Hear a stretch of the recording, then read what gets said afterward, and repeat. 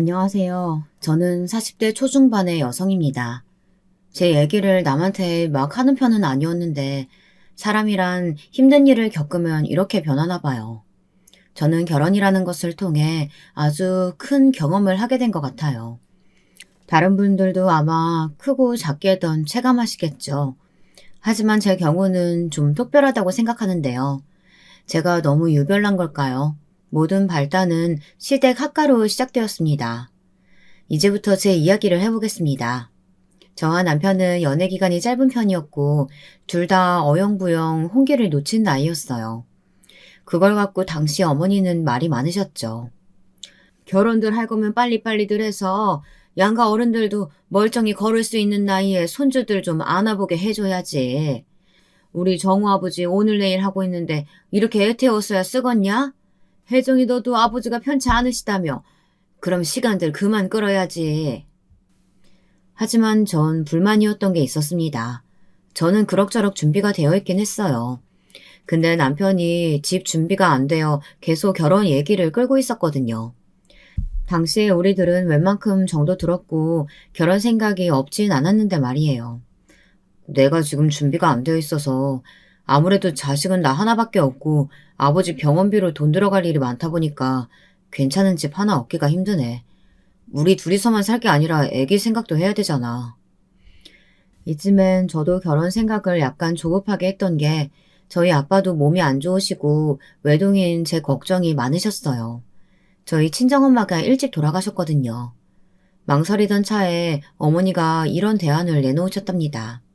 그러지 말고 그럼 우리 집에서 결혼 생활을 시작하면 되잖냐. 어차피 니들 애기 낳을 거 아냐. 애기 낳으면 내가 봐주면 되고 주변에 친구들 보면 죄다 그리들 살더만. 이러나 저러나 애 봐줄 만한 집 근처로 얻어서 살 텐데 그럴 거면 우리 집에서 같이 살면서 시작하면 되는 거잖아. 안 그래? 뭐 때문에 1, 2년씩이나 미루냐고. 그런다고 돈이 1억씩이나 모아지냐? 생각해보면 그때 저는 그런 결정을 하면 안 됐는데 나이가 30대 중후반이 되다 보니 조급했던 것 같아요. 주변에 임신이 안 되는 친구들이 적지 않았거든요. 혜정이 너는 결혼하자마자 신혼 이런 거 누릴 생각하지 말고 바로 애부터 가져. 여자는 30대 넘겨서 결혼할 거면 무조건 애기 생각부터 빨리 해야 돼. 신혼 못 즐겨도 어쩔 수 없어. 애 안 생겨서 조마조마하면서 보내는 신혼은 신혼이 아니야. 나중에 애 키워놓고 즐겨도 돼. 이 말이 너무 뼈저리게 느껴져서 얼른 결혼을 해야겠다 싶었죠. 그런데 이때 아버님이 돌아가시면서 다시 일정이 미루어졌는데요. 어머니는 그때 엄청 속상해 하셨어요. 싸게 싸게 얼른들 하라니까. 결국엔 정우 아버지는 결혼식장에 서보지도 못하고 저렇게 보내니 원. 더 말할 것도 없어 이제. 얼른들 들어와서 살 생각들 해라. 그래하여 우리는 속전속결로 결혼식을 치르고 시댁에서 합가 생활을 하게 되었답니다. 헌데 이때도 어머니는 안방은 내어주지 않고 옆에 있는 작은 방을 주셨어요. 이때 전 좀 답답했던 게 제 돈으로 차라리 대출을 엄청 안고서 집을 얻었어야 했나 싶었답니다. 여보, 이 방에서 지내기 너무 답답하지 않아? 부동산 알아봤을 때 이 주변에 20평대 빌라들도 많더만. 나도 1억 정도 되는 현금 있고 당신 돈 얼마 좀 합쳐서 대출 좀 많이 끼더라도 그렇게 집 얻었어도 좋았을 것 같아. 그러자 남편은 미안해하면서도 조금은 확고하게 말하더군요. 그건 나도 많이 알아봤는데 우리 나이에 빚 그렇게 끼고 결혼해서 언제 갚고 애는 어떻게 키우겠어. 그거 잘 저금하고 모아서 잘 살아야지. 그리고 어머니 말도 맞잖아. 애 낳으면 같이 살면서 봐주시는 게 훨씬 절약되지. 돈이 부족하니까 우리는 더더욱 이쪽으로 생각해야 돼. 그건 알겠는데 좀 그러네. 우리 둘이 머무는 방도 너무 작고 좀 그렇다는 얘기야. 우선은 남편이 이 부분에 대해서 미안해하는 기색이 있으니 저도 넘어가게 되었어요.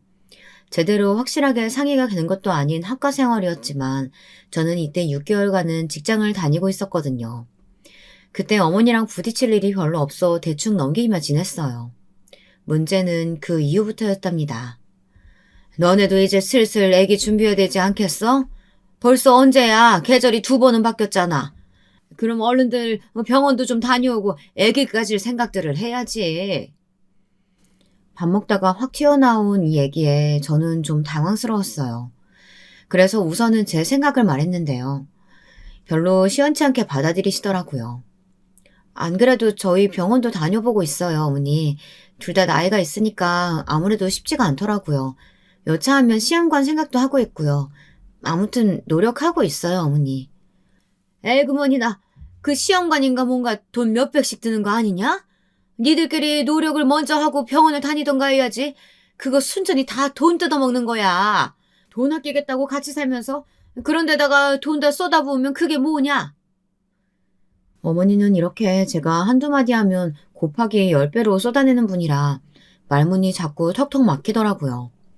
저도 내심 걱정이 되어 산부인과를 방문했는데 확실히 임신이 쉬운 단계는 아니었어요. 남편도 권유해서 같이 검사를 받았는데 우리 둘은 꽤 갈 길이 먼 케이스더라고요. 이때 많이 속상했어요. 이건 둘이 같이 노력해야 되는 문제인데 당신도 알다시피 어머니도 엄청 애기 원하시잖아. 그니까 말씀 잘 들어봐. 시험관 애기는 어머니가 이해하셔야 돼. 그렇게까지 돈이 드는 것도 아니고. 그건 알았어. 내가 잘 말해줄 테니까 당신은 너무 걱정하지 마. 하지만 어떻게 뭐라고 말했는지는 모르겠으나 어머니는 여전히 모르는 사람인 것처럼 행동하시더라고요. 저는 아기 준비를 하는 몇 년간 몸도 힘들었지만 어머니의 구박으로 인해 정말 사람답지 못한 생활을 했어요. 한번 들어보실래요? 기억나는 일은 허다하지만 그중 첫 번째를 말해보겠습니다. 시험관으로 첫 시도를 했을 때 잘 안 돼서 저는 무척 우울한 감정이 들었어요. 그런데 어머니는 그때 결과를 들으시더니 이렇게 말하시는 거예요. 엄마 될 몸이 안 좋으니까 뭘 집어넣고 약을 발라도 안 되는구만. 그러니까 어른들 말을 그렇게 들으라고 잔소리를 하는 거야. 내가 진즉 일찍들 결혼하라고 했잖아. 공연히 돈만 쏟아붓고 그러더니 이게 무슨 꼴이냐? 너는 내 말 잘 듣고 살아야 돼. 아휴, 당시에 이 말이 얼마나 모질게 느껴지던지 정신을 못 차리겠더군요. 그래도 전 가뜩이나 좁은 그 집에서 어머니랑 부딪히고 싶지 않아서 참았는데요. 어머니는 저와 거리가 생기는 걸 조금도 허용치 않으시더라고요. 갑자기 이런 부탁을 하시는 거예요. 이번에 휴일 끼고 연달아서 하루 더 쉬잖냐? 나 나가는 식당은 그때가 아주 제일 징글징글하게 바빠. 혜정이도 아무것도 안 하고 쉬니까 나랑 같이 나와서 아침부터 좀 도와주면 좋겠다. 정우 너는 나을 거 없어. 우리 오고 가는 거 태워다만 줘라. 어머니는 아예 마음의 결정을 딱 하시고 저렇게 말씀을 하셨고 저는 좀 황당했어요. 어머니, 저 다음 차수도 준비해야 돼서 좀 쉬어야 돼요. 체력도 딸리고 병원에서도 무리해서 움직이지 말라고 했어요. 야, 너는 그렇게 애가 순진해서 어디다 쓰냐? 그렇게 자꾸 쉬게 하고 허약하게 만들어서 주사 더 맞추고 약 더 먹이려는 심보야. 너는 몸이 너무 약해서 못 써. 더 움직이고 이래서 빠릿빠릿하게 만들어놔야 애도 잘 들어서는 거야. 맨날 그렇게 우거지상하고 비실비실거리니? 그러니까 안 생기는 거지. 얘기가 점점 산으로 가니 이럴 땐 남편이 간신히 붙잡더라고요. 아, 엄마 그러지 말고 나도 같이 가서 도울게. 일단은 애기 생기는 게 먼저잖아. 그날 그렇게 바빠? 어이씨구 마누라 편드는 거냐 지금 너? 네 애미 앞에서? 나는 무릎도 아파 죽겠고 니들 같이 살고 먹인다고 밤낮 없이 일하고 집어서도 바쁘게 움직인다. 아휴 아주 꼴 보기 싫어 죽겠네. 어머니는 본래 말이 이렇게 세고 화가 많으신 분이었고 남편은 그런 자기 엄마 눈치를 슬슬 보는 타입이었어요. 결국 뼈도 못 추리고 저는 어머니 식당에 알바로 투입되었고요. 참 야속하게도 그날 그럭저럭 움직일만 하더라고요. 기왕 하게 된 거 저도 불평 않고 그냥 움직이지만 연달아서 이틀 그렇게 하고 나니 다음 날엔 알아놓게 되었어요. 어머니는 본인도 힘드시다면서 저보고 약하다고 또 잔소리를 하시더군요. 저도 참 그때 그럴 거면 직장이나 다시 다닐 걸 그랬어요. 그리고 시간이 지나 계속해서 임신을 위한 힘든 싸움을 하던 중 저는 믿을 수 없는 사실을 마주하게 되었답니다. 이때 남편과 둘이 손잡고 얼마나 폴짝폴짝 뛰며 좋아했는지 몰라요. 어머니, 아기가 찾아왔어요. 드디어 이렇게 아기가, 너무 잘 됐어요, 어머니.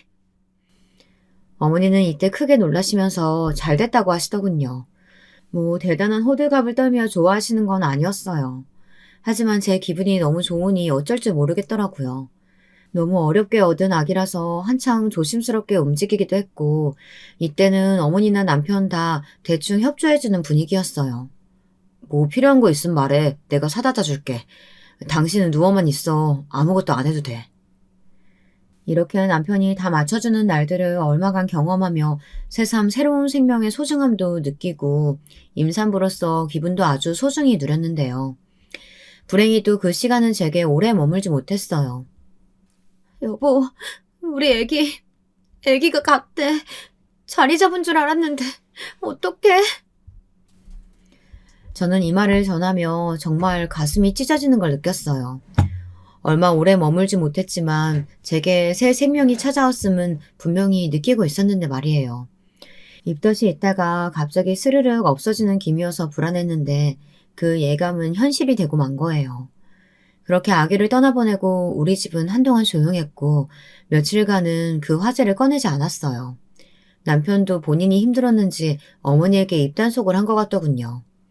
저는 좀 더 그 상황에 집중해서 잘 이겨내고 싶었지만 무기력하고 우울감이 심해졌어요. 하지만 이때 어머니는 빨리빨리 힘을 내야 한다는 명목으로 저에게 책찍질을 하시더군요. 자기 자식이 아니라서 그런 걸까요? 어머니에게 딸이 있었다면 모를까 어쩜 이렇게 사람이 냉정한 걸까요? 그렇게 울고 뒤집어 쓰고 있는다고 간애가 또 오는 것도 아니고 니들은 참 그런 걸로 일일이 울고불고 할 정도로 여유도 많다. 우리 때는 그런 일들 숱하게 많았어. 빨리 움직여야 애도 다시 들어서고 그러는 거야.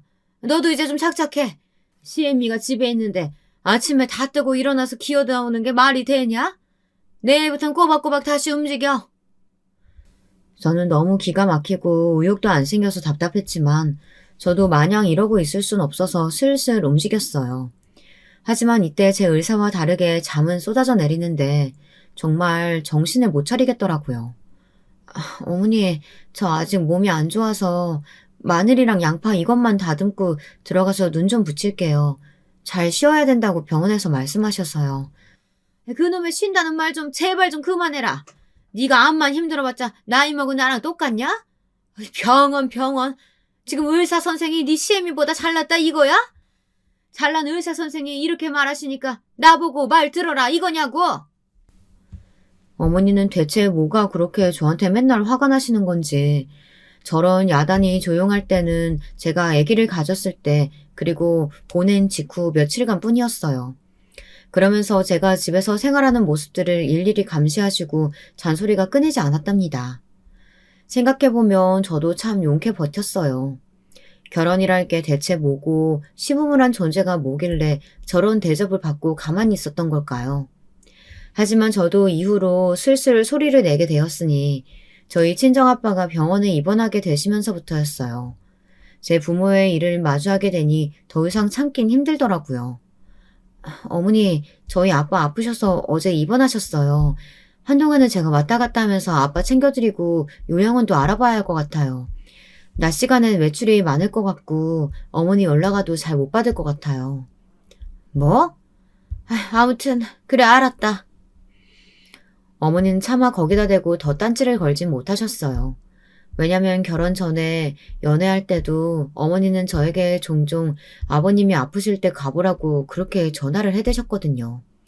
예비 시아버지인데 인사드리는 식으로 했고 저도 그때 순순히 다니긴 했었고요.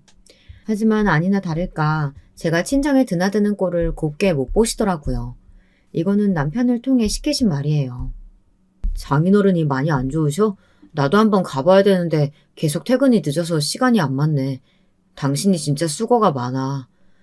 그리고 어머니가 한번 이번에 여행 좀 가고 싶다고 하시더라고. 셋이서 가면 좋겠는데 일정 많이 바빠? 여행? 무슨 여행인지 모르겠지만 나는 당장 그렇게 낼 시간이 없어. 지금 아빠 돌볼 만한 사람이 나밖에 없는데 가끔 고모나 작은아빠, 큰아빠랑 연락하시며 같이 신경을 쓰고 있지만 직계가족은 나뿐이잖아. 이런 식의 여행은 무리야. 어머니도 우리 아빠 아픈 거 아시는데 여행 얘기를 꺼내시는 거야? 남편은 여기서 좀 움찔하더니 그런 건 아니라고 하더군요. 하지만 얼마 안 가서 어머니가 직접 저한테 말씀하시는 바람에 다 들통이 났어요.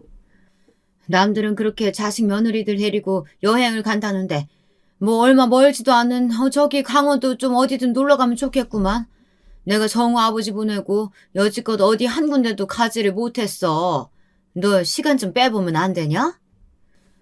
저는 이때 확 기분이 상해서 어렵다고 말했고 어머니는 이때 엄청 기분 나쁜 표정을 지으시더군요. 저희 아빠 지금 아프셔서 힘들어요, 어머니.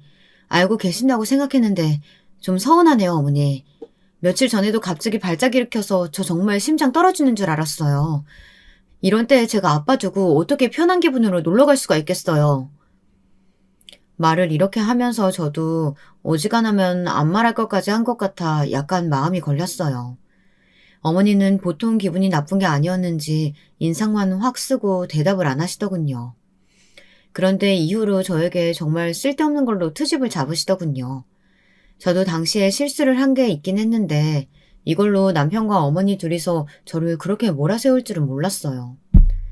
여보, 혹시 빨래들 다 바닥에 널브러뜨리고 그냥 나갔어? 창문도 다 열어놓고? 엄마가 집에 와서 집에 도둑 든 줄 알았다고 엄청 난리야. 놀라서 엉엉 우셨다잖아. 혹시 당신은 모르는 일이야? 저는 이때 깜짝 놀란 게 이게 제가 한 일이 맞기는 하거든요. 엄청 당황해서 막 수습을 했어요. 어머머, 내 정신 좀 봐. 고모 전화 받고 너무 놀라서 뛰어나가느라 그랬나 봐. 미안해. 내가 어머니께 전화 드릴게. 그런데 이때 남편이 그냥 넘어가 주지 않고 뭐라고 하는 거예요. 있잖아. 장인어른 신경 쓰는 건 좋아. 나도 알겠는데 너무 나랑 어머니랑 같이 사는 생활을 등한시하는 것 같아. 아침 저녁 준비하는 건 당신이 이제 슬슬 하면 안 될까? 나도 와서 같이 도울게. 뭐? 나 우리 아빠 챙긴 지 지금 얼마나 됐다고. 결혼 이래 내가 쭉 해오던 거 당신 잊었어? 다른 때도 아니고 아빠 아프셔서 그러는 건데. 그리고 어머니가 준비하실 때 내가 가만히 있었어? 같이 했잖아. 그걸 나보고 오롯이 다 혼자 하라는 거야, 지금? 그 와중에 나는 시험관 다시 하고 있고 고생도 하고 있는데. 당신 고생하는 거 안다고 했잖아. 모르는 거 아니라고. 근데 정말 조금만 신경 써달라는 거야. 나랑 어머니 생각도 좀 해달라고. 전화를 끊고 저는 너무 이상한 기분이 들었어요. 결혼해서 나는 내 몸도 못 챙기고 남편과 어머니 그리고 아기 갖기에만 그렇게 신경 쓰며 살아야 한다는 게 이날 어머니에게 저는 전화를 걸었다가 대차게 욕을 얻어먹고 나름의 결심을 하고 남편에게 말했어요. 나는 요 근래 큰 결심을 하게 됐어. 내가 우리 아빠 돌보는 것도 눈치 봐야 하고 애 가는 것도 온전히 신경을 못 쓰고 이러느니 분가해서 사는 게 나을 것 같은데 당신 의견은 어때? 뭐? 왜 결론이 그렇게 가는 거야? 내가 그렇게 무리한 부탁한 건 아니잖아. 당신 진짜 너무 극단적이다. 이 말에 저는 심히 정이 떨어지고 남편이 달리 보이더라고요. 감정이 격해진 저는 이판사판 저 역시 좀 생각 없이 말을 던졌어요. 여지껏 3년 같이 살면서 내가 할 도리 못한 게 뭐야? 그럼 당신도 하나는 결정해. 나 이제 지쳤어. 애기 갖는 거 이제 포기할까 하거든. 둘이 똑같이 나이 먹고 고생하는 건데 이렇게 나만 몸 아프고 그건 당신이 알아주지도 않고 안 하고 싶어. 분가를 포기하던가 아기를 갖는 걸 포기하던가 둘 중에 하나를 골라. 그런데 이때 남편은 엉뚱한 선택을 하는데 너무 황당한 거예요.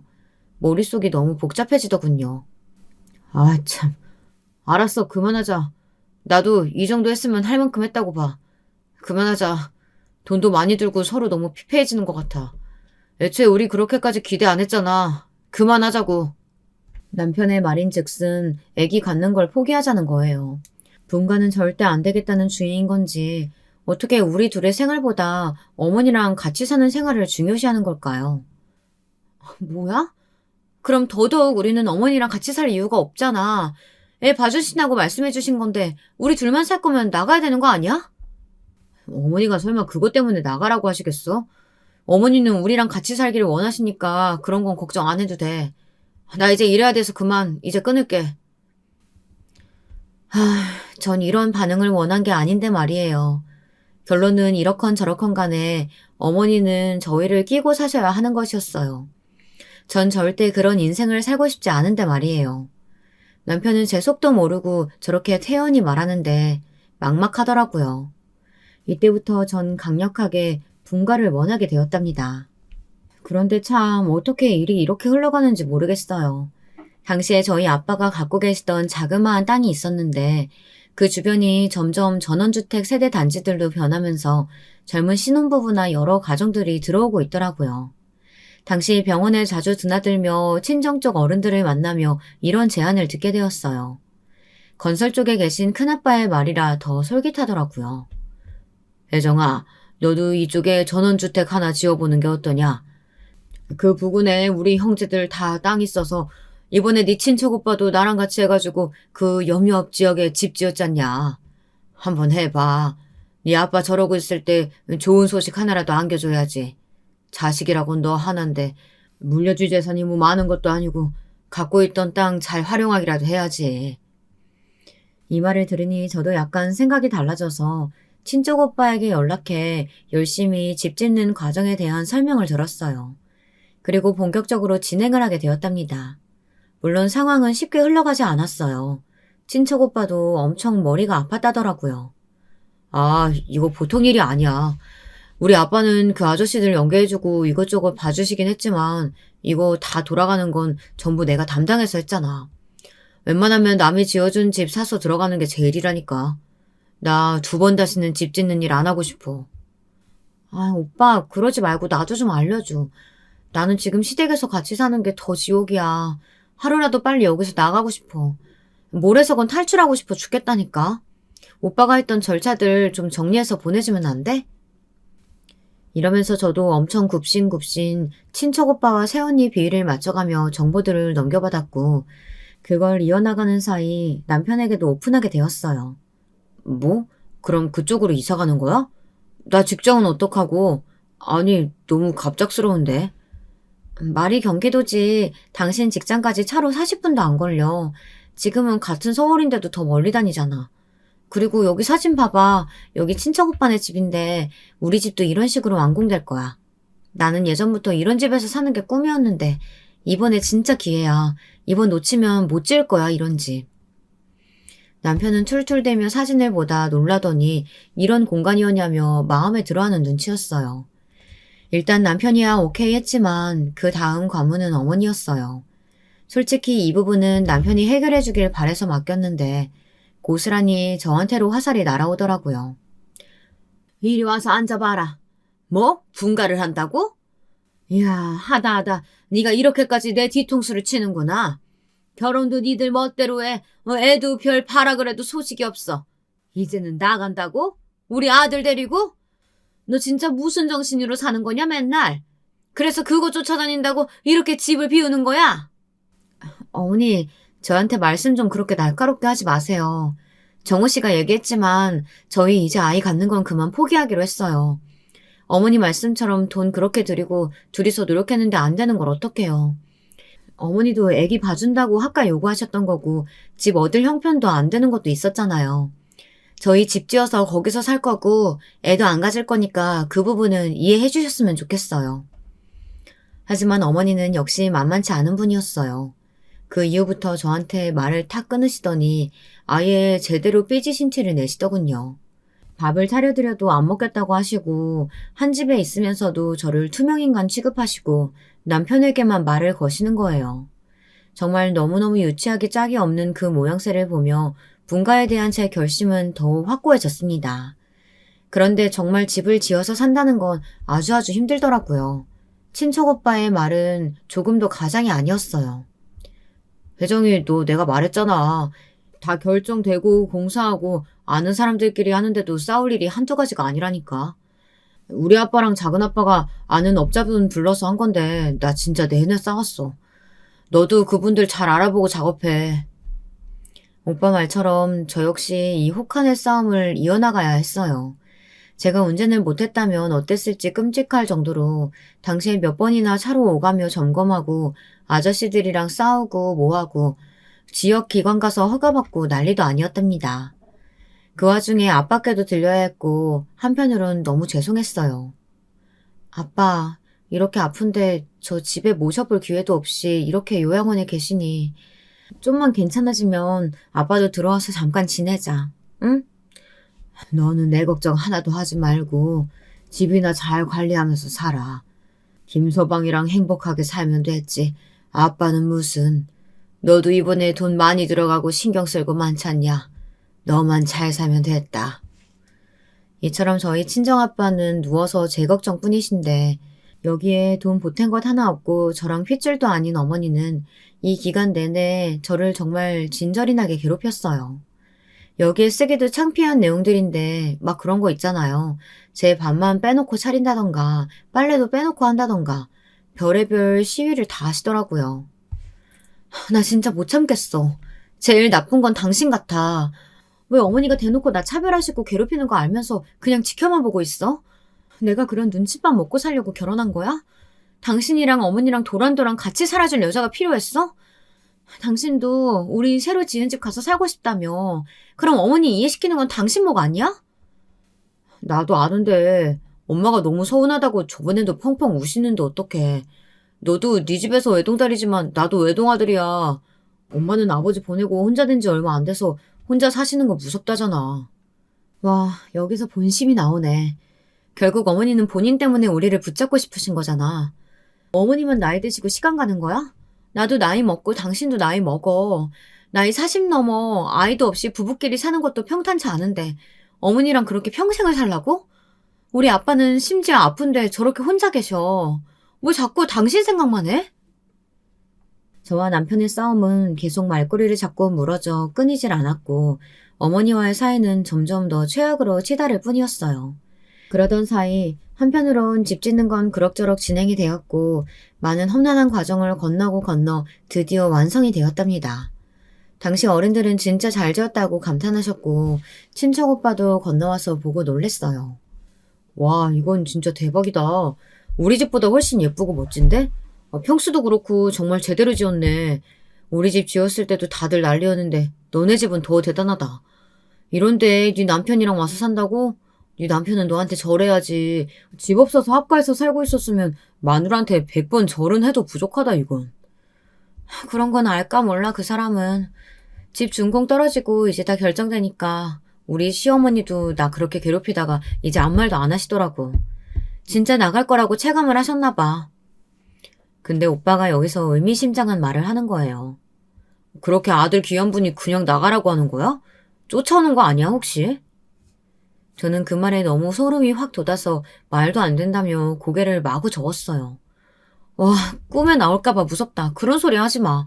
그리고 우리 어머니 자존심 장난 아닌 분이야. 쫓아와서 물을 뿌리지언정 같이 들어와서 산다는 소린 죽어도 못해. 아무튼 이리해서 우리는 저희 친정 식구들부터 불러 집을 간단히 보여드렸어요. 웬만한 옵션들은 다 구비되어 있는 새 집이라 시댁에서 갖고 나올 짐은 많지 않겠더라고요. 다들 집이 너무 좋다며 많이들 탐내셨어요. 고모도 제안을 하나 하셨는데 이것도 약간 솔깃했답니다. 그러지 말고 이 집은 그냥 팔아도 꽤 돈 받을 것 같은데? 이쪽으로 꼭 들어와서 살아야 될 이유가 있어? 이런 집은 애 안 키우는 부부들한테 인기 많을 것 같아. 훨씬 더 쳐서 받아도 되겠다. 니들 둘이서만 살고 지내기엔 아까울 텐데. 아 맞다. 네 시댁에서 나온다고 했지? 그럼 할 수 없지 뭐. 한편으론 저도 이게 약간 아쉽긴 했지만 살기로 결정을 했으니까요. 그래야여 남편도 몇 번 왔다 갔다 했고 저도 슬슬 아예 넘어올 준비를 해야 했기에 외부에 나가 이것저것 커튼이랑 이불 같은 것들을 샀어요. 그러던 차 남편에게 전화가 왔더라고요. 어디쯤이야? 나 지금 여기 거의 다 왔는데. 그때 알려준 비밀번호로 들어가면 되는 거지? 나 왔으니까 이따가 같이 밥 먹으러 나가자. 그래서 전 알겠다고 하고 서둘러 쇼핑을 마치고 곧 집으로 돌아왔는데 그렇게 돌아온 제 집안에는 놀라운 광경이 펼쳐져 있더라고요. 너무 놀라서 말도 막 헛나왔어요. 어머니 언제 오신다고... 아니 뭐예요 이게 지금? 제 눈앞에 널브러진 짐가방과 옷가지들이 있었어요. 그리고 어머니는 태연히 새집 1층에 트여진 주방 테이블에 앉아 계시더라고요. 정우 오는 길에 같이 넘어왔다. 뭘 그렇게 놀라냐? 이 말에 저는 번뜩 정신이 들어 남편 쪽을 쳐다봤고 남편은 저보고 우선 앉으라며 쩔쩔매더군요. 저기 있잖아. 엄마. 잠깐 나가서 여기 정원 좀 둘러보세요. 저 혜정이랑 얘기 좀 하게요. 무슨 얘기? 뭐 따로 할 얘기가 있어, 우리가? 그런데 어머니는 이때 바로 자리를 박차고 일어나시더니 성큼성큼 밖으로 나가시더라고요. 혜정아, 알지 모르겠는데 어머니가 폐가 되게 안 좋으신 거 몰랐지? 그래서 매번 기침하시고 암튼 되게 안 좋으셔. 병원도 엄청 다니셨고 보통 고생하신 게 아니야. 그게 왜? 무슨 말을 하고 싶은 건데? 빨리 말해. 나 지금 기분 별로 안 좋아. 그러자 한창 머리를 마구 극적이던 남편은 끝내 저에게 이런 말을 뱉고 말았어요. 음, 어머니가, 어머니가 예전부터 이런 전원주택에 한번 살아보고 싶으셨다고 했었거든. 우리 여기 오는 거 알고 계속 부럽다고 하셨어. 그래서 저는 여기서 말을 끊을 수밖에 없었답니다. 당연한 거 아닌가요? 와, 지금 그래서 뭐야?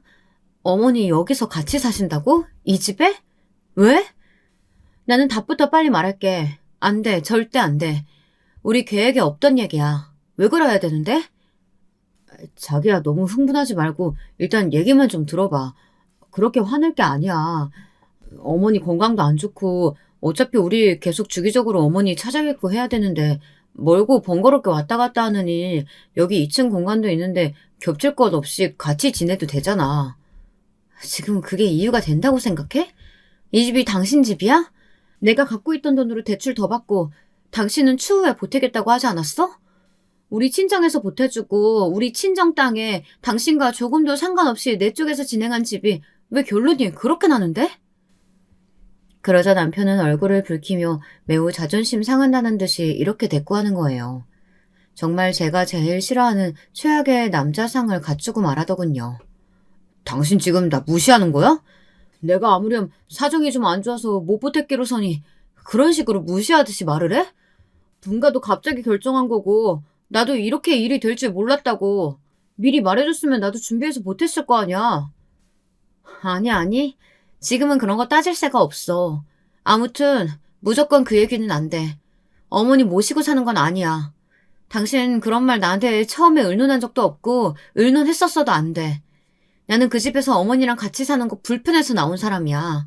근데 내가 지금 죽을 고생 다 해가면서 이렇게 힘들게 짓고 준공 떨어졌는데 그 집에서 어머니를 또 모셔와서 살자는 게 말이 돼?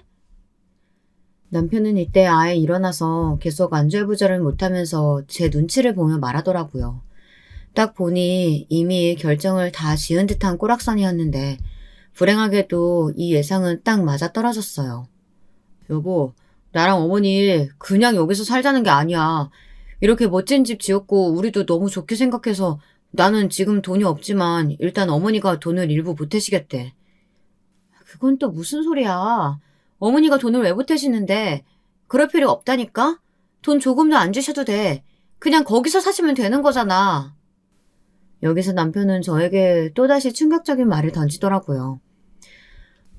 심장이 무너져 내리는 줄 알았어요. 집 팔았어, 어머니 집. 팔았다고. 뭐? 멀쩡히 나왔잖아, 오늘. 그 집에서 우리 모두 다 집을 팔다니? 남편은 한창 더듬더듬 거리면서 어쩔 줄 몰라 하더니 결국 실토를 했습니다. 여기 보태신다고 그래도 한 8천 정도는 되시겠다면서 부동산에 내놓으셨어. 들어가려면 집도 얼른 처분해야 되니까 싸게 내놓으셨는데 연락이 왔더라고. 정말 저는 여기서 기절할 것 같더라고요. 와, 어떻게 그 생활에서 벗어나고자 안간힘을 썼는데 물론 그것 때문만은 아니고 제 오랜 꿈인 전원주택을 짓는 것이니 열과 성을 다했지만요. 그 집에서 제가 또 시어머니를 모시고 살게 될 거라곤 누가 상상이나 했을까요? 어머니 몸도 안 좋고 아버지 보내고 쓸쓸해 하시는데 갑자기 이렇게 우리까지 나가면 너무 힘드실 것 같아서 혼자 지내기 무섭다고 하시더라고. 그래서 반대하셨던 건데 아까도 와서 보시더니 집 역시 너무 좋다고 하시고 그래서 마음에 들어 하셨어. 같이 지내도 되겠다고 하시더라고. 여기서 저는 소름이 돋다 못해 욕이 나올 지경이 되었어요. 진짜 못 참겠더라고요. 당신 무서운 사람이다, 진짜. 그런 중요한 일을 나한테 묻지도 않고 결정을 했어? 어머니랑? 그리고 뭐? 몸도 안 좋으신 어머니 혼자 계실까봐 이렇게 꾸역꾸역 모시고 오는 거야? 그럼 우리 아빠는? 우리 아빠 병원 입원하시고 요양원 넘어가실 때 코빼기도 안 비쳤지, 당신? 그것마저도 어머니는 나보고 친정 꽁무니 쫓아다닌다고 욕을 하시더니. 와, 당신 이러면 안 되는 거야, 진짜. 너무 그렇게 몰아서 얘기하지는 말아주라, 좀. 내가 그러고 싶어서 그런 게 아니야. 어머니도 그때 아프고 예민하실 때고 나도 장인어른 한번 찾아뵙고 인사드렸었잖아. 전 분노가 치밀어서 이 인간 얼굴도 도무지 못 보겠더라고요. 웃기지 말아줄래, 좀? 고작 얼굴 한번 내비치고 도리했다고? 이 집, 이 땅 다 우리 아빠 거고 우리 친정에서 다 해준 거 아는 인간이 도리도 안 해놓고 이 집에서 살게 된 주제에 뭐? 당신 엄마는 혼자 두기 무서워서 데리고 들어와? 진짜 양심 없다. 와, 사람이 어쩜 이러냐, 진짜? 계속된 우리의 분쟁이 일어나는 가운데 어머니는 들어오셨고 저는 꼴도 보기 싫어 2층으로 올라와 버렸어요. 바로 저희 고모에게 전화해서 이 얘기를 했고 고모 역시 경악을 금치 못하시더군요. 세상에, 조카 사위 그렇게 안 봤는데 아주 당돌하고 맹목적이네. 널 뭘로 보고 하는 짓이라니? 아니, 네 시어머니도 좀 그렇다. 며느리네 친정에서 준비한 집에 그렇게 몸만 쏙 들어온다고? 며느리랑 상의도 안 하고? 돈 8천을 보태? 장난하니? 그 집이 얼마짜린데? 두 입이 그냥 공짜로 들어오면서 어이가 없네. 고모, 나 진짜 어떡해요? 너무 열받아서 못 참겠어, 지금. 이 집에 발 디디고 있는 상태로 너무 짜증이 난다고요. 이러고 한참 고모랑 상의를 한 다음 내려온 저는 어머니 쪽은 쳐다보지도 않고 남편에게 말했어요. 오늘은 너무 갑작스럽게 오셔서 내가 마땅히 할 말이 없다. 우선은 우리 친정 어른들이 여기 좀 더 보시고 서류 작성할 것도 있다고 해서 오신다니까 자리 피해 주었으면 좋겠어. 좀 정신 없을 거고 여기 전체도 계속 둘러보셔야 하는데 당신 불편할 테니까. 다른 날 다시 와주라. 아직 할 게 많아서.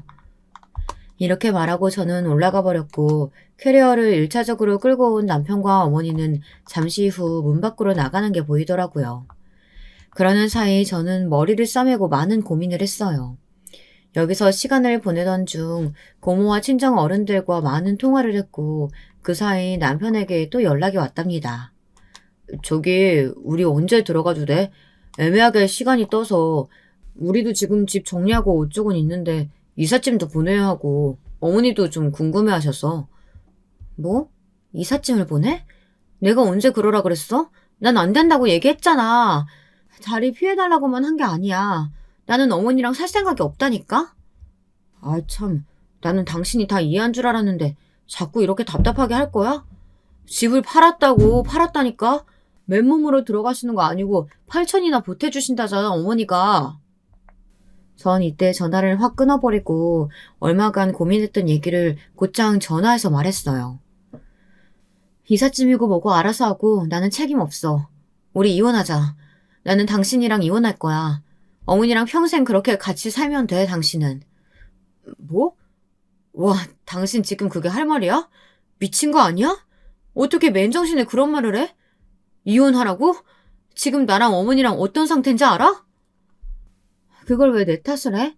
내가 언제 집 팔고 뭐 하라고 했어? 나 빼고 어머니랑 당신이 정한 일이잖아. 그래서 어머니가 한창 내가 나간다고 할 때 더 뭐라 안 하고 조용하셨나 보네. 뒤에서 이렇게 당신이랑 작당하고 말이야. 그렇게 자꾸 나눠서 할 말이야? 가족이잖아. 가족이 돼서 같이 터전을 옮기는 건데 그렇게 야박하게 말할 거야? 전 이때부터 남편이 너무너무 진절이 나고 이혼을 결정한 것에 대한 확신을 얻게 되었어요. 당신 장난이 지나치다. 농담 좀 그만할래? 가족이라고? 가족이랍시고 어머니가 하신 일들, 당신이 방치한 내 고생을 좀 떠올려 보기나 해. 이 집과 당신 가족으로 사는 것 중 하나를 선택하라면 나는 당연히 이 집이야. 가족이란 얼토당토 않는 이름으로 얽혀서 내 집에서 왜 어머니랑 같이 살며 고생하고 눈치를 봐야 돼? 아 참, 그리고 이 집은 팔아버렸어. 그 누구의 것도 아니니까. 이제 미친 소리 좀 하지 말고 곱게 이혼이나 해줘. 이렇게 끊어버린 뒤 예상했던 대로 어머니는 전화를 수십 통을 걸어대시더군요. 전 안 받았어요.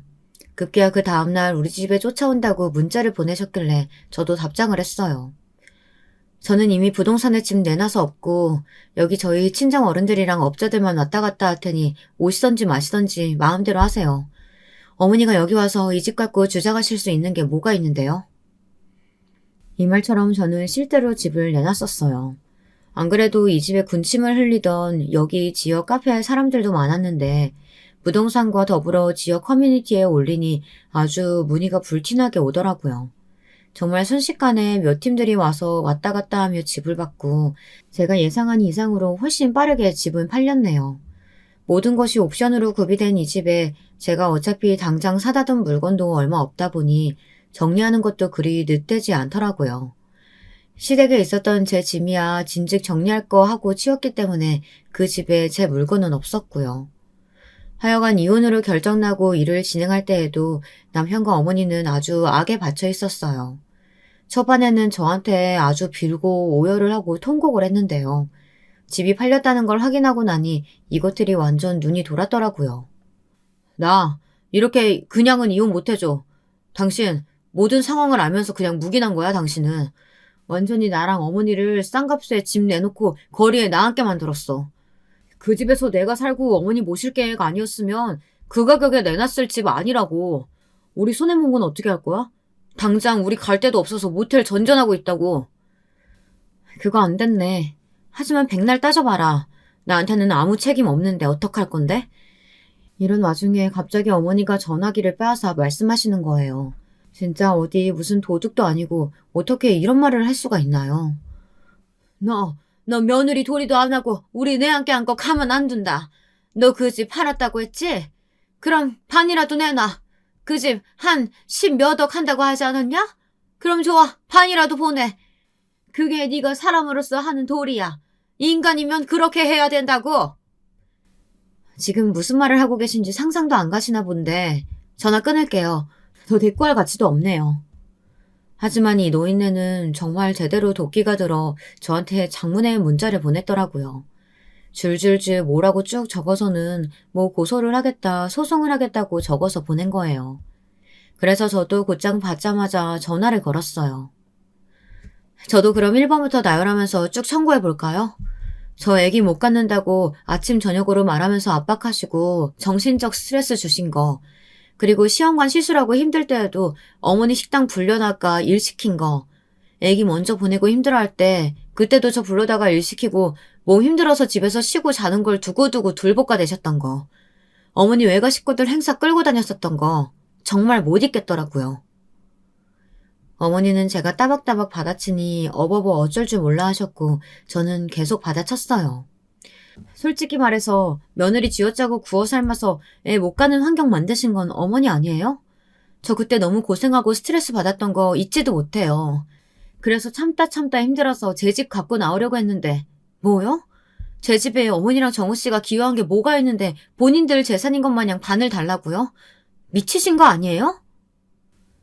이때 옆에서 남편이 스피커폰으로 같이 듣고 있었던 건지 전화기를 뺏어다가 저한테 마구 화를 내더라고요. 저는 눈 깜빡 안 하고 받아쳤어요. 얼씨구, 지금 떠들어서 뭐라는 거야?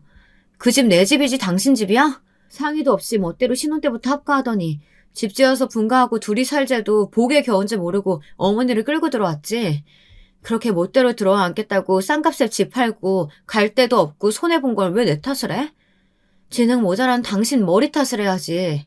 내가 안 된다고 할 거는 상상도 안 해봤어? 나를 얼마나 바보같이 본 거야? 이렇게 연달아 쏟아내도 정신을 못 차리는 저 모자들에겐, 돈 갖고 윽박지르는 인간들에게는 돈으로 같이 싸대야 답이 없겠더라고요. 저는 마지막 쐐기를 박았어요. 나 이거 하나부터 열까지 다 따져서 나도 내용 증명 같은 거 하나 보내봐. 어머니의 만행이며 당신이 방치하고 이번에 이렇게 일 벌려서 들어오고 어머니 지금 나한테 집 한 돈 반 내놓으라고 한 것까지 녹음 따서 똑같이 나도 윽박질러 보냐고. 그럼 돈 분할은 어림도 없는 데다가 당신이랑 어머니가 나한테 피해 보상해야 될 수도 있어. 내놓을 돈이나 있고? 그러자 남편은 콧바람을 연신 싸대며 승질만 내더니 멍청하게 웅얼거리다가 전화를 끊어버렸어요. 정말 희한할 정도로 그 뒤부터는 이혼 절차 외에 쓸데없는 연락은 없었고요. 그렇게 무던히 이혼을 했네요. 정말 얼마나 거지 같은 상황이 되었길래 제 돈 어떻게든 더 타가려고 혈안이 되었던 걸까요? 아무튼 제 집은 나이띠가 좀 있으신 부부가 들어오셔서 아주 감격하시며 좋은 가격대에 사셨고요. 저는 그 돈으로 잠깐 고문에서 지내다가 다시 서울 쪽으로 새 집을 얻었어요. 아빠 요양원과 교통편으로도 가까운 곳이라 오가기 편하고요. 저의 작업실 겸 집이 되어줄 넉넉한 아파트에서 혼자 살아가고 있답니다. 40대에 혼자가 되어 살아가게 될 줄 30대에는 몰랐지만 저는 전혀 후회하지 않아요. 제 결정에 확신을 갖고 싶어 정리하는 마음으로 쭉 써보았고요. 전혀 새로운 기분을 갖고 열심히 살아보려고 합니다. 여기까지 제 이야기 들어주셔서 감사합니다. 모두 건강하세요. 여러분, 두 번째 사연 시작하기 전에 좋아요, 구독 꼭 눌러주실 거죠? 그럼 두 번째 사연 바로 시작합니다. 안녕하세요. 사연 채널 애청자입니다. 사연 채널을 듣다 보면 어느 날엔 울고 어느 날엔 웃기도 합니다. 다른 사람들의 삶을 듣고 있노라면 어느 부분에서 제 삶과 맞닿아 있다는 생각이 드는데 그래서 그런가 봅니다. 저만 힘들게 살아왔다 생각했는데 타인의 이야기를 들으며 위로받고 제 아픔을 공감받을 수 있어 좋습니다. 오늘은 제 이야기를 해볼까 하는데 창피하긴 하지만 누군가에게 한 번은 글로 꼭 전해주고 싶었던 이야기입니다. 끝까지 들어주시면 고맙겠습니다. 많은 분들이 어린 시절을 나열하시던데 저는 사실 어린 시절에 대해 그다지 말할 게 많지 않습니다. 왜냐하면 추억도 기억도 모두 흐릿하거든요. 나이가 드니 잘 생각이 안 나는 탓도 있겠지만 그보다는 어린 시절 워낙에 불우했던 가정 환경에서 자라다 보니 일부러 뇌에서 제 자신을 보호하기 위해 많은 기억을 지우고 자란 것 같습니다. 저는 매일같이 매를 드는 아버지와 뼈 빠지게 고생만 하는 어머니 밑에서 자랐습니다. 저를 비롯해 저희 집은 4남매였고요. 형편은 빠듯하지 집안은 늘 형제들 어머니 비명소리로 가득하지. 그러다 보니 하루라도 마음 편할 날이 없었습니다. 그저 전쟁통이었죠. 그래서 어린 시절 제가 산골짜기에 살았던 것과 중학교까지 졸업했던 것, 이 두 가지를 또렷이 기억하고 있을 뿐 나머지는 아버지의 무서운 얼굴, 피곤에 찌든 어머니의 얼굴 같은 것들입니다. 물론 저만 이런 환경에서 자란 건 아닙니다. 저희 옆 동네에 사는 미숙이도 그랬고 몇몇 애들이 다 가난하고 못 사는 환경에서 자랐어요. 근데 그중 유독 화목하지 못한 집안이 저희 집이었던 것 같습니다. 그러다 보니 다들 나이가 들고 나선 뿔뿔이 흩어져 연락도 잘 안 되었고 명절날 되어서도 모이기가 쉽지 않았습니다. 아무도 아버지를 다시 보고 싶어 하지 않았으니까요. 그래도 저는 어머니가 보고 싶어 한 번씩 고향에 내려가곤 했습니다. 저는 고향이 전주인데 성인이 되고 나선 일을 하기 위해 아는 언니를 따라 수원으로 올라갔습니다. 언니가 부모님 집 근처에 미용실을 차린다고 했는데 같이 오면 저에게도 미용 기술을 알려준다고 했거든요. 그래서 언니 일하는 곳에서 가위질을 배우며 손님들 머리를 매만지고 하며 돈을 벌었죠. 그러다 그 미용실에서 남편까지 만나게 되었습니다. 남편은 저희 집에 자주 오던 단골 손님이었는데 늘 언니에게 머리를 맡기다 어느 날은 저 머리 좀 잘라주실래요? 하고 저한테 부탁을 하더군요. 저는 머리를 정성껏 잘라드렸고 남편은 만족했는지 그 다음부턴 저에게 계속 머리를 맡기었습니다. 밥값 하니 다행이다 싶어 저는 나름 자부심을 느끼고 있었죠. 근데 언니는 어느 날 저 남자 너한테 관심 있는 것 같아 하며 이상한 말을 하더군요. 머리만 자르고 칼같이 가는 저 사람이 왜 저에게 관심이 있겠냐며 아니라 둘러댔지만 그 당시에 절 생각해보면 눈치라곤 하나도 없는 풋내기였습니다. 남편은 그런 식으로 은근슬쩍 저에게 마음을 표현한 거였지만 몇 번이나 같이 식사를 하자고 할 때까지도 몰랐습니다. 그저 나를 편하게 생각하나 보다 그 정도로 생각했죠. 머리 만져주다 보면 이런 얘기 저런 얘기 편하게 하니까요. 그런데 남편이 어느 날은 시무룩한 얼굴로 묻더라고요. 제가 싫으세요? 네? 아니, 그냥 밥만 먹고 아무 말씀이 없으셔서요. 저는 그냥 밥 먹자 해서 온 건데. 그럼 제가 싫으신 거군요. 남편은 몇 번을 밥을 먹어도 제가 이야기를 들어주기만 할 뿐 별말이 없자 그렇게 묻더군요. 그때서야 저는 이 사람이 나한테 관심이 있었구나 하고 깨달았습니다. 그리곤 황급히 죄송하다고 하며 딱히 연애할 생각이 없다 거절했죠. 왜냐하면 당시 저는 돈을 벌고 다시 고향으로 돌아갈 생각이었고 거기에 제 미용실을 차릴 생각이었거든요. 남편은 사법고시를 준비하는 고시생이었고요. 서로 갈 길이 다르니 어차피 이루어질 수 없는 인연이라면 여기서 정리하는 게 맞다고 생각해 그렇게 말했습니다. 우린 안 맞는 것 같네요. 서로 다른 인연 찾아봅시다. 근데 남편은 제 계획을 알고도 끝끝내 저를 쫓아다녔습니다. 오히려 마음을 표현한 이후론 더 적극적이었어요. 어느 날 제 생각이 났다며 손님들 다 있는 앞에서 꽃다발을 바치기도 하고 주말엔 집 앞에서 하염없이 저를 기다리기도 했습니다. 근데 그런 남편의 정성과 노력이 몇 년 이어지니 저도 어느 순간엔 눈이 맞아버렸죠. 10번 찍어 안 넘어가는 나무 없다 속담 아시죠? 제가 아마 그 넘어간 나무였던 것 같습니다. 아무튼 남편과 그렇게 연인이 되고 결혼으로 이어지기까진 오래 걸리지 않았습니다. 서로 마음이 맞기도 했고 시어머니가 결혼을 재촉하시기도 했어요. 사실 여기서 잠깐 이야기를 하자면 저희 시어머니는 처음에 남편이 절 따라다니시는 걸 무척이나 싫어하셨습니다. 장학금 받고 법대까지 간 아들이 한낱 미용사를 따라다닌다며 집안의 수치라고까지 말씀하셨다 합니다. 거기다 어느 날은 저를 찾아왔더라고요. 이보세요. 당신이 우리 아들 따라다닌다는 그 아가씨 맞죠? 박영심인가 뭔가. 네, 맞는데 누구세요? 나 재명이 엄마입니다. 네, 안녕하세요. 정말 진짜 내가 이렇게까지 해야 하는지 모르겠네.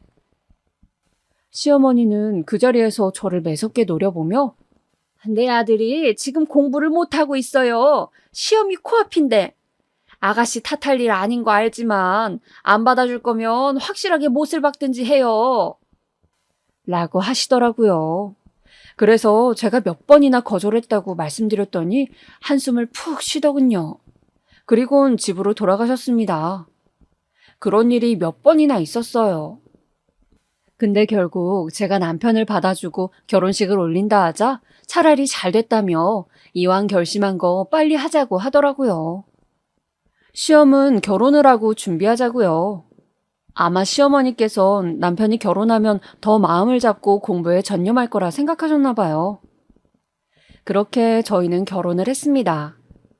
결혼을 하고선 남편 벌이가 없던지라 시댁에 들어가 살았는데 그래서인지 제대로 된 신혼생활은 없었습니다. 남편이 고시에 합격을 해야 저도 마음을 놓을 테니 그때까지는 시댁 집안일을 하며 남편 내조를 하곤 했죠. 다행히 시부모님 쪽이 여유가 있는 집안이라 돈 걱정은 크게 하지 않아도 되었습니다.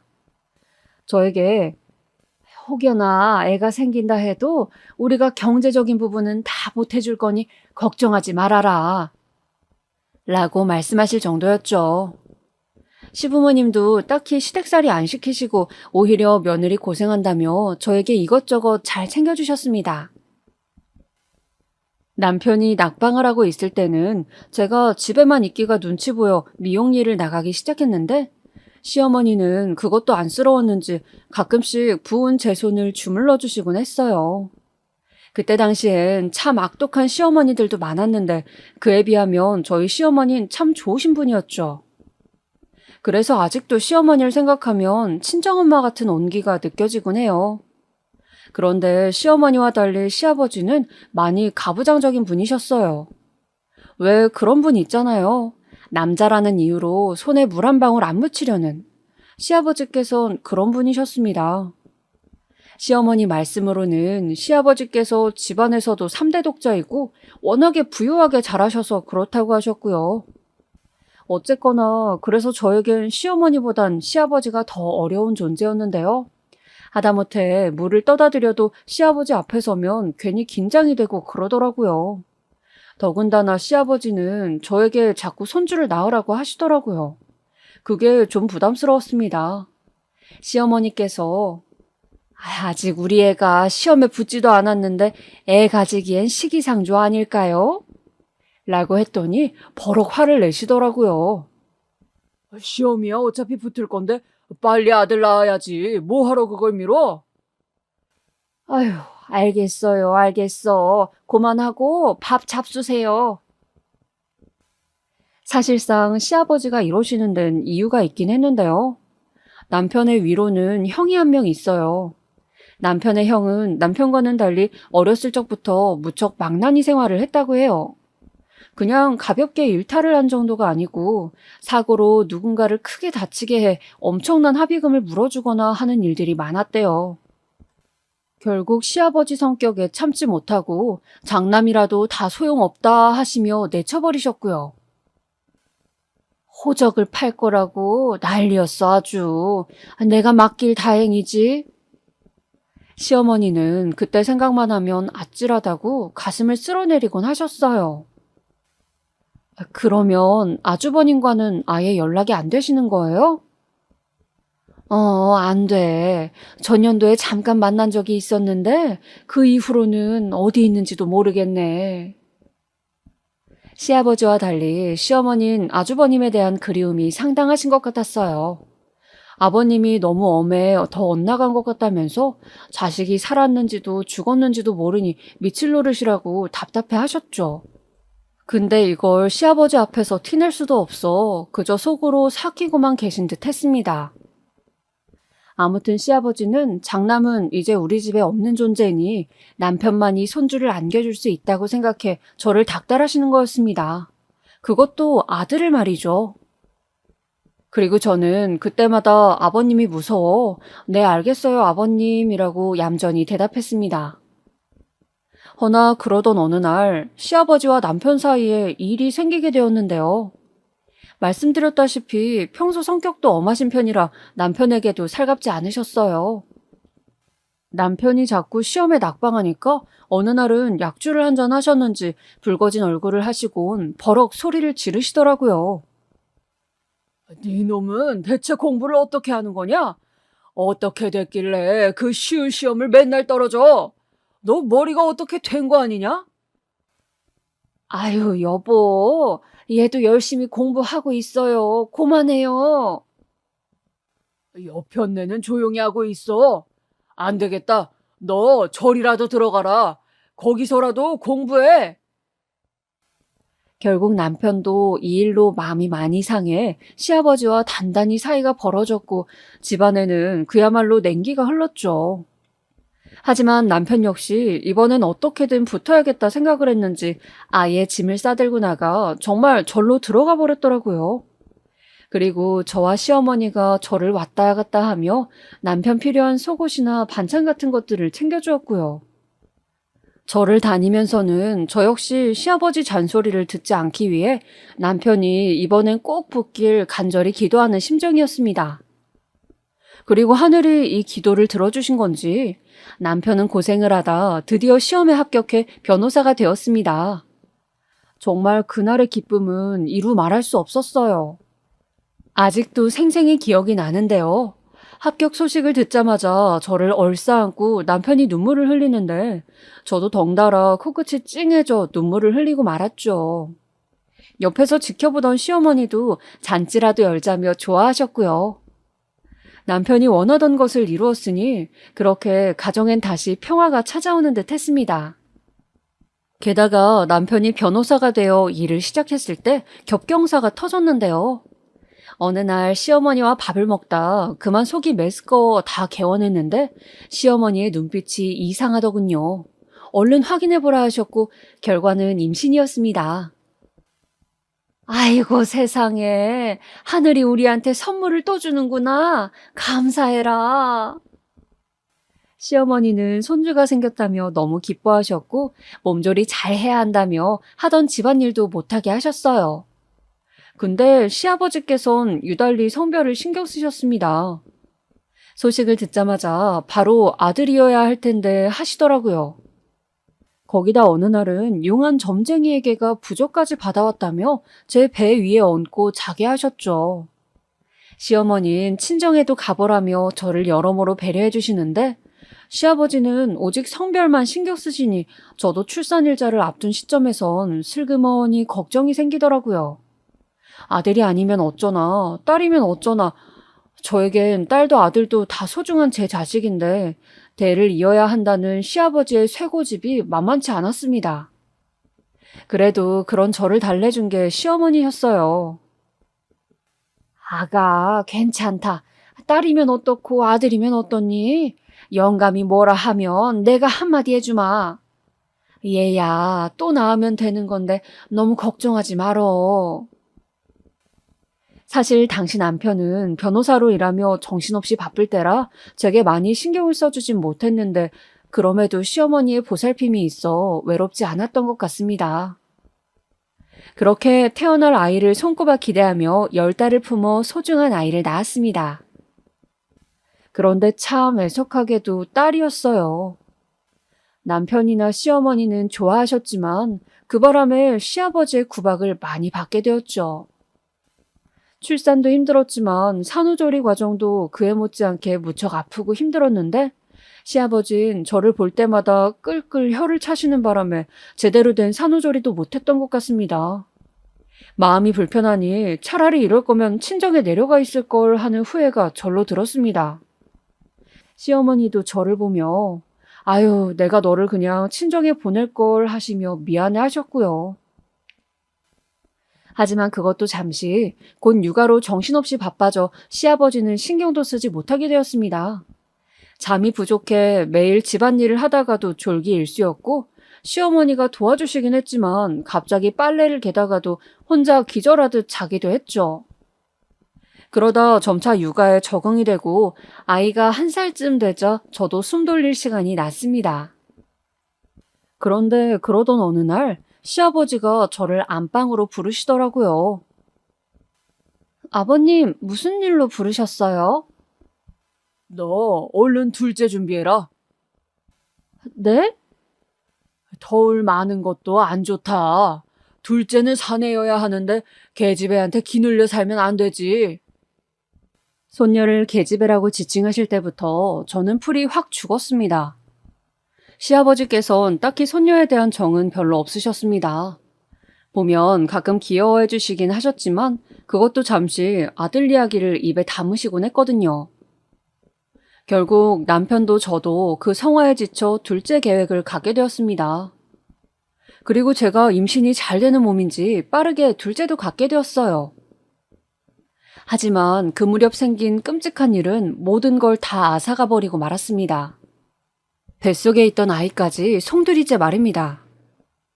딸아이를 돌보고 있던 평화로운 나날 한가운데서 한 통의 전화를 받았습니다. 김영심 씨 되시죠?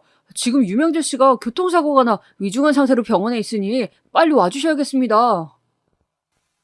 옆에서 제 안색이 시퍼렇게 질리자 시어머니께서 무슨 일이냐 묻는데 순간 그 목소리가 굉장히 멀게 느껴지더라고요. 저와 시부모님은 전화를 받자마자 그 길로 곧장 병원에 달려가긴 했습니다만 남편을 살릴 수는 없었습니다. 마지막 인사를 할 수 있는 시간만이 허락되었고 저는 그저 허망한 말만 하다 떠나보내고 말았습니다. 장례식장의 분위기는 처참하기 그지없었습니다. 시어머니는 마치 영혼이 빠져나간 얼굴로 앉아 계셨고 저는 우는 딸아이를 달래지도 못한 채 남편의 영정사진만 바라보고 있었습니다. 그때 남편의 영정사진 속 얼굴이 참 밝고 환했던 게 기억이 납니다. 그렇게 젊은 남편이었는데 시험에 합격한 지 얼마나 됐다고 그 고생을 다 보상받지도 못한 채 이대로 거두어 가신 것이 너무나 안쓰럽고 하늘이 원망스러웠어요. 남편의 장례가 끝나고 가장 많이 힘들어하신 분은 시어머니셨습니다. 시어머니는 거의 제정신으로 있지 못하셨습니다. 제가 죽이라도 드시라 갖다 드리면 한 숟갈 드시곤 하루를 쫄쫄 굶으셨고 그 상태로 계시다 몇 번을 쓰러져 병원에 가셨죠. 시아버지 역시 자식을 잃은 슬픔이 참담하신지 매일같이 술을 드셨습니다. 제 슬픔도 컸지만 저로선 시부모님을 봉양해야겠다는 의무가 남아있었으니 슬퍼할 여력도 없이 시부모님을 보살펴야 했습니다. 그러던 어느 날 시어머니께서 무언가를 잡수시더니 갑작스레 쓰러지셨고 그 길로 시어머니는 며칠 버티시다 그만 세상을 떠나시고 말았어요. 알고 보니 자식을 잃은 충격을 견딜 수 없으셨던 건지 시어머니께선 홀로 세상을 등지는 선택을 하시게 된 거였습니다. 허나 남편에 이어 시어머니까지 연달아 상을 치르자 그땐 저 역시 충동적으로 세상을 뜨고 싶었습니다. 엄마, 엄마 하며 저를 찾는 어린 딸이 아니었다면 말이죠. 참 막막했습니다. 게다가 저는 그 충격으로 유산까지 했고 시어머니와 남편마저 떠난 집안엔 저와 시아버지 단 둘만이 남아있었어요. 어머님, 저 혼자 어떻게 살라고. 여보. 그렇게 어머님의 사진을 대고 남편의 사진을 대고 울부짖었던 날이 하루 이틀이 아니었죠. 그런데 어느 날 정신이 조금 드신 시아버지가 제게 그러더군요. 조그마한 집을 얻었으니 그곳으로 가서 살아라. 여기 있으면 마음만 더 힘들어질 게야. 아버님. 좋은 사람 만나 잘 살거라. 여긴 다 있고. 너무나 쓸쓸하신 표정으로 그런 말씀을 하시는 시아버지. 정말 발걸음을 돌리기 힘들었지만 사실 시아버지 말이 맞았습니다. 이 집에 계속 있다간 저도 정신을 차리기가 힘들 것 같았고 제 자식도 제대로 돌보지 못할 것 같았어요. 그래서 하는 수 없이 시아버지께서 마련해 주신 집으로 나가 딸아이와 나가 살게 되었습니다. 그러던 중에도 혼자 계실 시아버지가 신경이 쓰여 일주일에 몇 번씩 그 집을 들러 시아버지를 살피고 오곤 했죠. 늘상 안 와도 된다, 오지 마 라고 말씀하시긴 했지만 혹시나 시어머니와 같은 선택을 하실까봐 걱정이 되었으니까요. 그런데 어머니와 남편을 동시에 떠나보낸 해에 참 묘한 일이 생겼습니다. 제가 시아버지를 살피러 간 날 바로 아주버님이 집을 찾아오신 거였죠. 어머니와 남편이 떠났다는 소식을 뒤늦게 알게 되었다며 아주버님은 그 자리에서 통곡을 했습니다. 재명아, 미안하다. 어머니, 죄송합니다. 정말 죄송합니다. 아주버님은 어머님과 남편의 사진 앞에서 무릎을 꿇고 한참 동안이나 눈물을 흘렸고 아버님에게 장례식에 가지 못해 죄송하다고 사죄했습니다. 그런데 아버님도 어머님과 남편을 잃고 나선 많이 기운이 빠지신 건지 평소 같았으면 바로 내쳤을 아주버님을 가만히 그저 두고 보고만 있더라고요. 그 모습을 보고 있자니 그거대로 안쓰럽게 느껴졌습니다. 아주버님은 저와 시아버지에게 이리 말하더군요. 이제부터라도 장남로를 타고 싶습니다. 아버지 모시고 여기 있는 재수씨 살피면서 그렇게 살아계실 때 못했던 거 다 하고 싶습니다. 내 동생 참 착한 놈이었어요. 맛있는 게 있으면 저부터 챙겨주고 나눠주고 하는 그런 놈이요.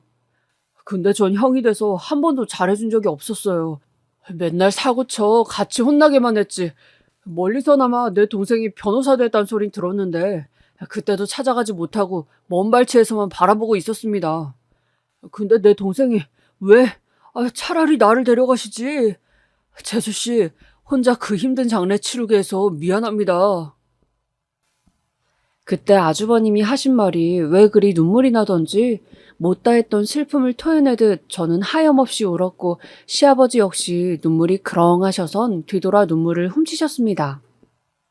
아무튼 그 이후로 아주버님은 따로 사는 저희에게도 부족한 건 없는지 살뜰하게 살펴가며 이것저것 챙겨주셨습니다. 특히 경제적인 부분에서 많이 챙겨주었어요. 번번이 감사해요. 이걸 받아도 될지. 아이가 크고 나면 꼭 일해서 이 돈 다 갚을게요. 아니에요. 갚는다뇨? 그런 말 마세요. 오히려 저는 재수 씨가 이 돈 써주는 게 마음 편해요.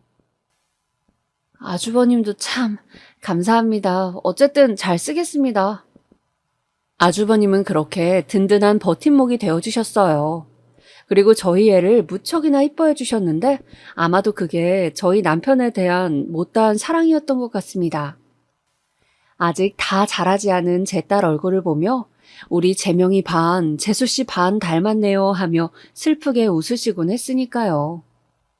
물론 그동안 저희 친정에서도 저에게 이따금씩 연락이 오기도 했어요. 과부된 딸 거기 두는 게 마음에 걸리셨던 건지 어머니께선 고향으로 언제 내려올 거니 너 미용실 차린다 하지 않았어? 하고 묻곤 했어요. 근데 남편과 시어머니의 흔적이 남아있는 이곳을 저버릴 의지가 생기지 않더군요. 고향으로는 차마 발길이 떨어지지 않더라고요. 그래서 그때마다 이를 꽉 깨물곤 어머니 나중에 갈게요, 꼭 갈게요 하며 차일피일 미루곤 했습니다. 그 후 저는 천천히 상실의 슬픔을 극복해 나갔습니다. 남편과 시어머니가 그리우면 시댁에 들러 아버지와 아주버님과 시간을 보내기도 하고 아주버님의 도움으로 차린 미용실에서 열심히 일을 하며 마음의 안정감을 많이 되찾았습니다. 어떻게 보면 시어머니 잃고 남편을 잃은 슬픔을 이 가족이란 울타리 안에서 많이 달래었던 거지요. 그간 완고하고 고집세던 아버님도 많이 변하셨고요. 이제는 손녀딸 너무 귀하고 이쁘다며 그간 제게 아들 하신 걸 사과하시기도 했습니다. 거기다 자식이 크니 딸아이가 저를 지지해 주더라고요. 딸아이는 미용실로 친구들을 끌고 왔습니다. 딸아이는 무척 쾌활하고 밝은 성격이었는데 아마 남편을 많이 닮은 듯 했습니다. 다만 딸아이는 공부하는 걸 별로 싫어해 공부하는 담을 쌓고 매일 허구한 날 친구들과 놀곤 했는데요.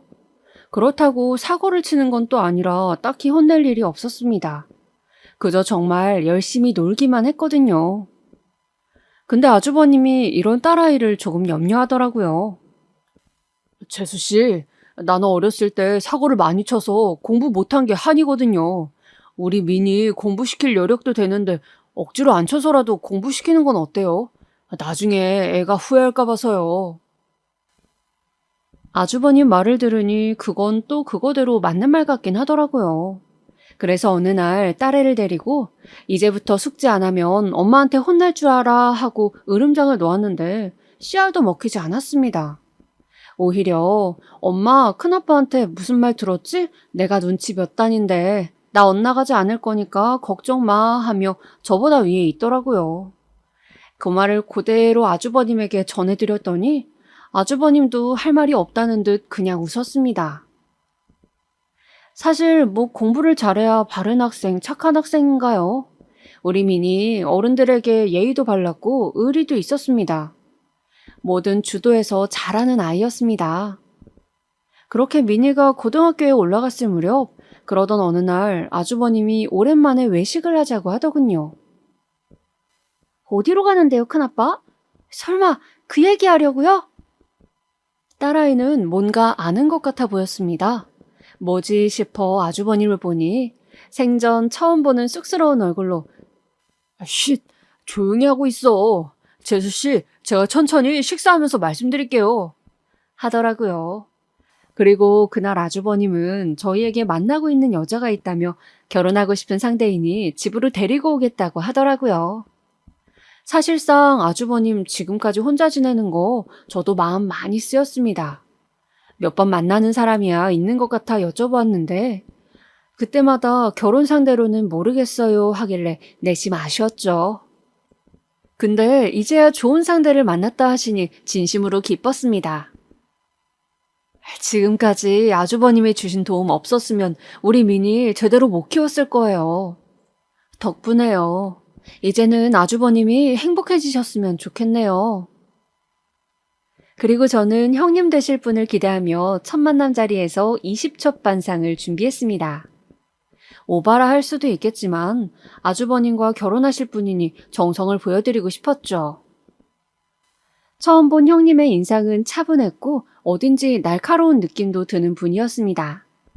박사학위를 따신 분이라 들었는데 그래서인지 말투에서나 행동에서 많이 배운 사람인 것 같다는 느낌이 폴폴 풍겼어요. 근데 그런 것보다요, 중간중간 아주버님이 형님을 무척 사랑하신다는 게 느껴져 보는 내내 흐뭇하더라고요. 시아버님도 이제야 장남이 장가간다며 흡족해 하셨고, 얼른 날짜를 잡으라고 성하셨어요. 그렇게 두 사람 나이가 적지 않은 만큼 빠르게 식이 치러졌고, 형님은 시댁에서 살게 되었습니다. 하지만 이때부터 제가 골치 아플 일이 생기더라고요. 아주버님과 형님 살고 계신 시댁이 저희 집과 멀지 않은 곳에 있어 형님과 이런저런 일로 마주칠 일이 많았는데요. 사실상 형님이 저를 부르시는 일이 많았어요. 김장이라던가 시아버지 생신날 같은 때 전날 무슨 음식을 해야 하는지 모르겠다면서요. 근데 그중엔 들어주기 어려운 것도 있었습니다. 예를 들어 시아버지의 밥을 차려야 하는데 자기가 급한 일이 있어 나가봐야 하니 대신 와 해주면 안 되겠냐 하는 부탁 같은 거였죠. 물론 제가 시간이 되면 도와드리겠지만 저도 미용실 손님 많을 땐 직원에게만 맡겨두고 갈 수가 없었습니다. 그래서 몇 번 거절을 했죠. 그랬더니 어느 날은 저를 따로 불러 그러더군요. 저기 말이야, 내가 어쨌든 동서보다는 윗사람이잖아. 근데 그렇게 딱 잘라 거절하는 거 예의에서 벗어났다고 생각하지 않아? 아, 형님, 저도 사정이 있었어요. 말씀드렸다시피. 사정은 나도 충분히 들었으니 더 반복하지 않아도 돼, 동서. 나도 나이 들어 이 집에 왔고 동서가 먼저 있던 사람이라는 건 충분히 아는데 그래도 형님 대접은 해줬으면 해. 최소한의 대접 말이야. 아니면 혹시 동서가 나보다 나이 많으니까 뭐 그런 걸로 텃세라도 부리고 싶은 거야? 네? 아니, 그게 무슨 말이에요? 형님 대접은 또 뭐고? 솔직히 어떤 대접을 바라시는 건지 알 수가 없었죠. 사정이 생겨 일 좀 몇 번 못 도와줬다고 그런 식으로 말하는 걸 보니 그렇게 안 봤는데 사람이 좀 못됐다는 생각이 들더군요. 그래서 그때부턴 저도 웬만하면 상대하지 않으려 했습니다. 몇 번 비위 맞춰주고 끝내려 했죠. 근데 이 형님이란 작자 제가 생각했던 것 이상으로 사람이 차갑고 무섭더라고요. 어느 날 생각하면 너무 기막힌 일이 있었어요. 딸아이가 20살이 되었을 즈음의 일인데요. 저랑 딸아이가 시댁에 놀러가 다 같이 저녁을 먹고 도란도란 이야기를 나누고 있었는데 딸아이가 자기 핸드폰이 없어졌다며 불 꺼진 방 안으로 들어가더라고요.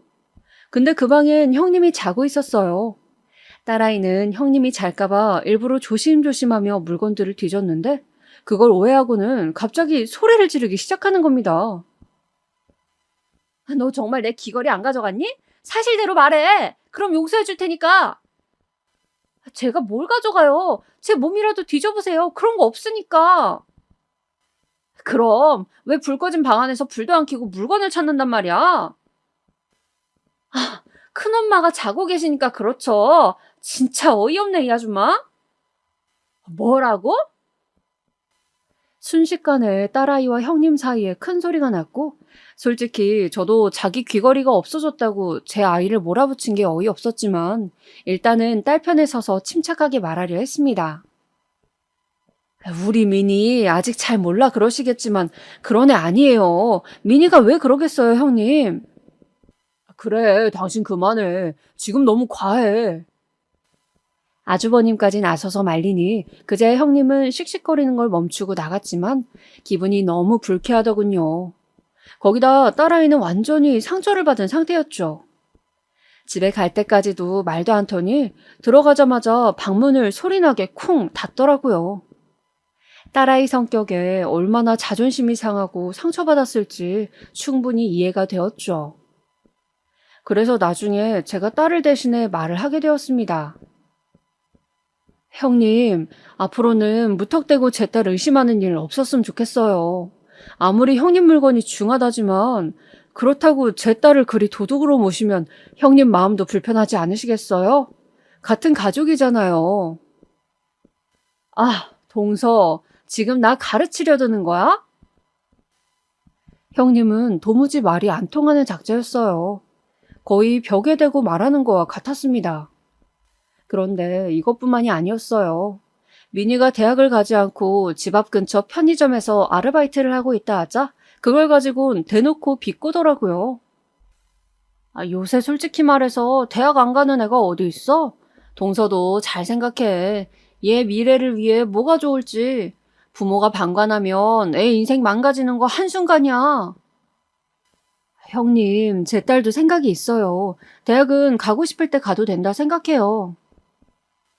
동서가 애 교육을 그렇게 잘 알아? 그래서 미니가 저렇게 사는 거야? 저렇게 산다뇨? 우리 미니가 어때서요?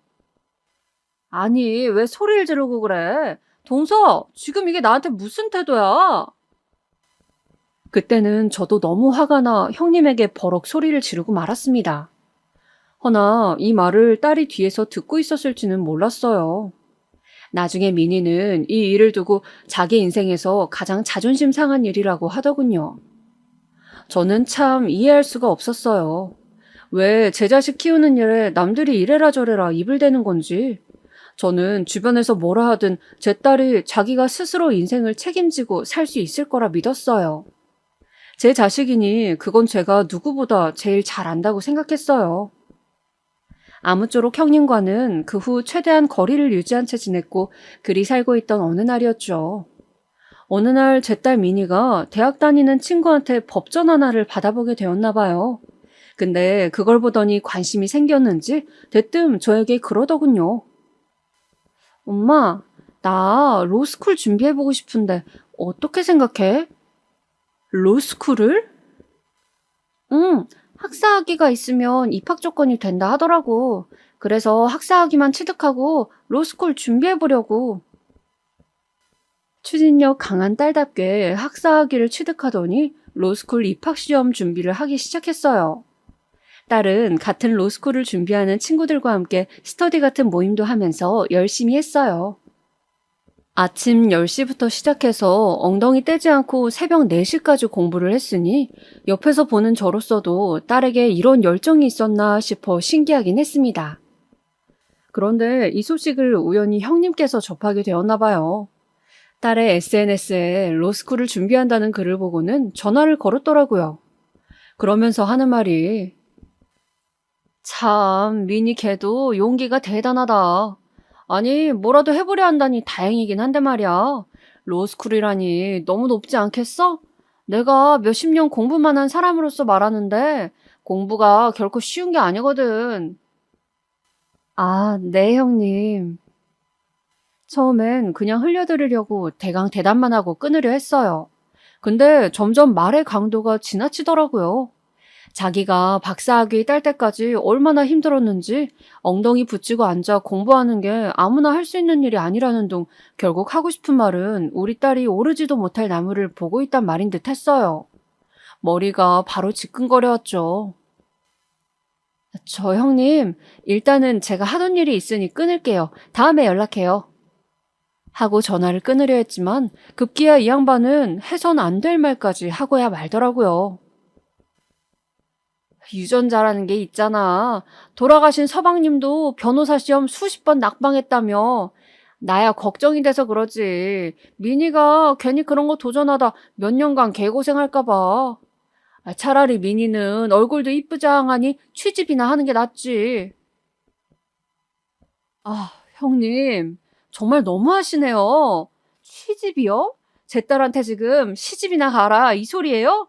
형님이 뭔데 제 딸 인생 설계까지 하시려는 거예요? 틀린 말도 아닌데 뭘 그리 발끈해? 그럼 멍청한 유전자가 어디 가겠어? 동서 대학 안 나왔잖아. 기가 막혔습니다. 멍청한 유전자? 그건 대학 나오지 않은 저를 향해 쏘는 단어였어요. 근데 저를 향한 공격을 넘어 제 딸에게 그런 말을 해대니 어미로서 참을 수가 없더군요. 저는 그만 탁소리 나게 전화를 끊곤 곧바로 아주버님에게 전화를 해 잔뜩 흥분해 형님이 있던 말을 모조리 전했습니다. 진짜 그 사람이 그런 말을 했어요? 아, 이걸 미안해서 어쩌지? 재수씨 정말 미안합니다. 내가 단단히 말해둘게요. 전번날 주의를 주긴 했는데. 아주버님은 충격받으신 말투로 뭐라 말해야 할지 모르겠다며 계속 사과를 전하셨지만 그 말 또한 들리지 않더군요. 웃긴 건 그 이후였어요. 제 딸이 로스쿨에 합격하자 형님은 민망한지 제 얼굴을 피하기 시작하더군요. 그때부터는 찍소리도 못하고 로스쿨이 끝이 아니라나 뭐라나 하며 혼자 궁시렁대더라고요.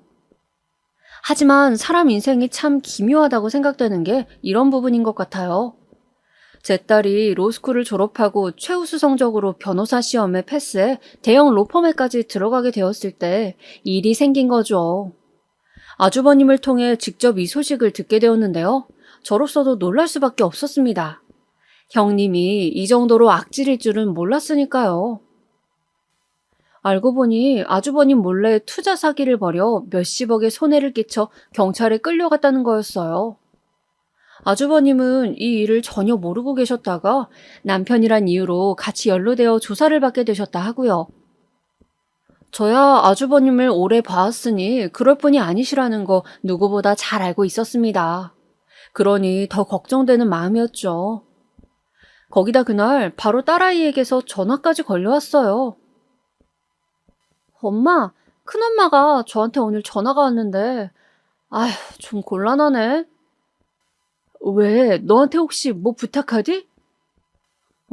자기 변호를 해달라고 하는 거야. 자기 감옥 가면 안 된다고 하면서. 기가 막혔어요. 심지어 형님은 이에 그치지 않고 저에게까지 전화를 걸어와 애걸했습니다. 동서, 나 한 번만 살려줘. 민희 동서 말이면 듣잖아. 나 이대로 감옥에서 썩을 수 없어. 제발 부탁 좀 할게. 민희가 변호 안 해도 괜찮아. 거기 유명한 로펌이잖아.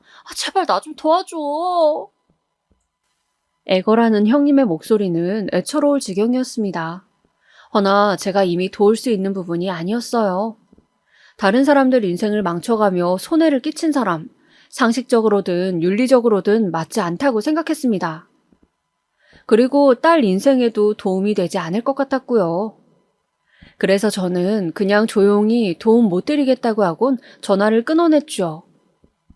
전화를 끊고 생각하니 참 사람 인생이라는 게 한치 앞을 모른다는 생각이 들더군요. 형님이 이렇게 사기죄로 입건되어 제 딸에게 자기 인생을 구걸하게 될지 어찌 알았겠어요. 아무튼 그 이후 형님은 재판을 받고 감옥에 가게 됐고 아주버님은 혐의가 없다고 판정되어 풀려났습니다.